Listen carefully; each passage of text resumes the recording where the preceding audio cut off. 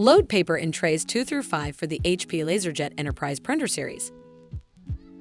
Tray 2, or the optional trays 3 through 5, hold up to 550 sheets of paper. The procedure to load paper to trays 2 through 5 is the same. Only tray 2 is shown in this video. Open the tray. To adjust the paper width guides, hold down the blue switch on the rear guide, pinching the blue latch on the front guide. Then slide the guides to the fully open position. For one-sided printing, load the stack face down with the top of the page leading into the printer. For two-sided printing, load the stack face up with the top of the page facing away from the printer.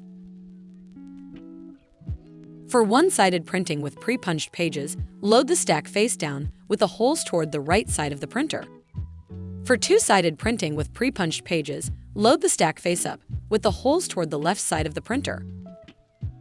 For one-sided landscape printing, load the stack face down with the top of the page to the left of the printer. For two-sided landscape printing, load the stack face up with the top of the page to the right of the printer.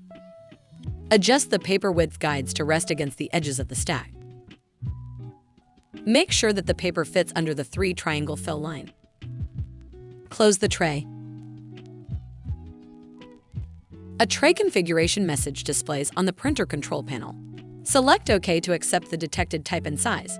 Select Modify to choose a different paper size or type. For custom size paper, specify the X and Y dimensions for the paper when the prompt displays on the control panel.